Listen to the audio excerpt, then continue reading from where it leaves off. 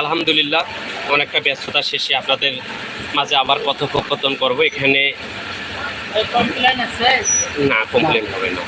এখানে আবদুল্লাহ মহোদয় এসেছেন, লিখেছেন আসসালামু আলাইকুম। ওয়ালাইকুম আসসালাম। আপনাকে আসসালাম। আসসালামু আলাইকুম।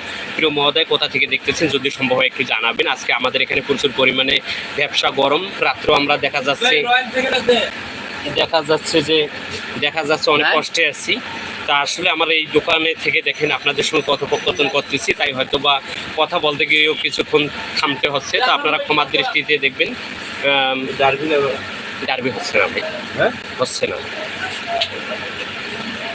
তা আপনারা কোথা থেকে শুনতেছেন আমার কথাগুলো একটু কাইন্ডলি জানাবেন, কেননা আপনাদের কাছে বড় আশা নিয়ে এসেছি। যারা আমার বন্ধু আমাকে এখানে ব্যাপক কমেন্ট করেন এবং আমাকে ব্যাপক ভালোবাসা দেন, আমার মতো এই ক্ষুদ্র চ্যানেলটিকে আপনারা ব্যাপক সহযোগিতা করেন।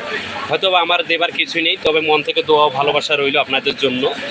কেননা আমরা মানুষ, একে অপরকে সহযোগিতা করব, একে অপরের পাশে দাঁড়াবো এবং যিনি দেবার তিনি কিন্তু দেবেন।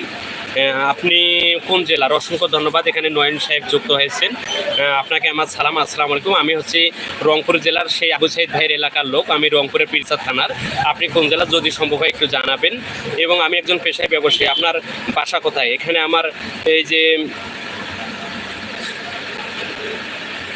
জাকারিয়া ইসলামিক, উনি লিখেছেন প্রিয় মহোদয় আসসালামু আলাইকুম। আমার বাসা হচ্ছে, আমি রংপুর জেলার পীরগাছা থানার পাঁচং সালাইন যে স্থানটি, সেখান থেকে আমার এই সরাসরি ইউটিউব চ্যানেলে আপনাদের সঙ্গে কথোপকথন করতেছি এবং করতেছি।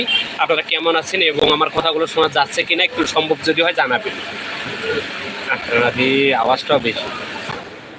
দেখেন, ফ্যানের আওয়াজের কারণে হয়তো বা আপনাদের একটু আমার কথাগুলো শুনতে কষ্ট হয়েছিল, ক্ষমা দৃষ্টিতে দেখবেন। এটা আমি বুঝতে পারলাম।